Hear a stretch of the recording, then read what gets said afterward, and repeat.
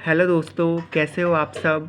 I hope आप सब बहुत अच्छे होंगे। मैं भी बहुत अच्छा हूँ। आज इस वीडियो के माध्यम से हम कक्षा 10th यूपी बोर्ड की हिंदी सिलेबस के बारे में डिस्कस करेंगे कि आपका जो सेशन 23 और 24 के लिए जो आपका सिलेबस है उसमें क्या क्या नई चीज़ें ऐड हुई है और क्या क्या चीज़ें आपको नई नई पढ़नी है।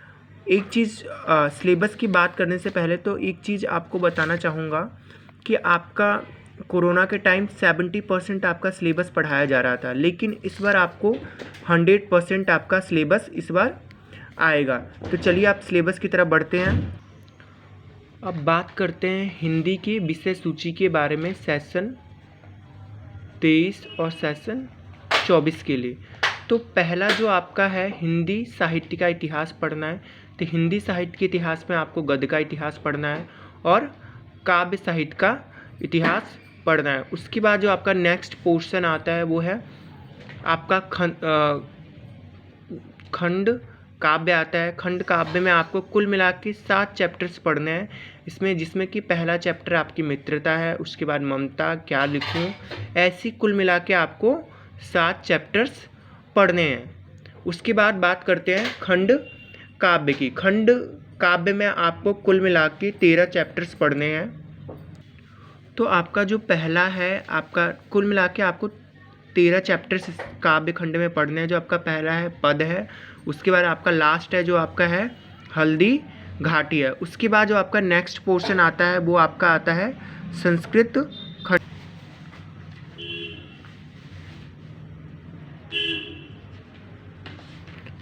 संस्कृत खंड में आपको कुल मिला के 9 चैप्टर्स पढ़ने हैं जो इस प्रकार के हैं। वाराणसी, उसके बाद आपका देशभक्त चंद्रशेखर, उसके बाद आपको ये 4 चैप्टर्स पढ़ने हैं। तो कुल मिला के आपको संस्कृत में 9 चैप्टर्स पढ़ने हैं। उसके बाद आपका जो नेक्स्ट पोर्शन आता है वो काव्य सौंदर्य के तत्व। काव्य के सौंदर्य के तत्व में आपको 3 चीज़ें पढ़नी है, रस, छंद और अलंकार। उसके बाद अब हिंदी व्याकरण और शब्द रचना के तत्व में आपको उपसर्ग पढ़ना है, प्रत्यय पढ़ना है, पर्यायवाची शब्द पढ़ना है, तत्सम शब्द पढ़ना है और समास पढ़ना है। अब संस्कृत व्याकरण में आपको पढ़ना है संधि पढ़ना है, शब्द रूप पढ़ना है, धातु रूप पढ़ना है और हिंदी संस्कृत का अनुवाद पढ़ना है।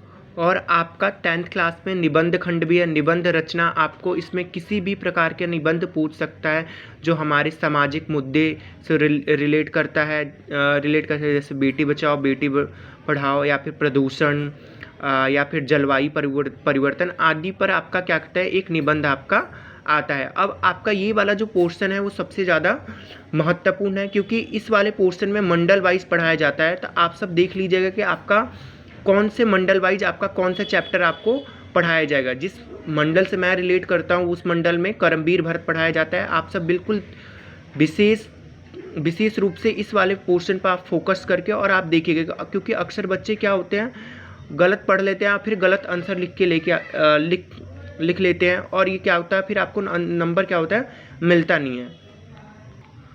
इस वीडियो के माध्यम से हमने हिंदी के पूरे विषय सूची के बारे में हमने बात कर ली जो सेशन 23 और 24 के लिए। अगर आपको ये वीडियो पसंद आई हो तो लाइक कीजिए, सब्सक्राइब कीजिए और धन्यवाद।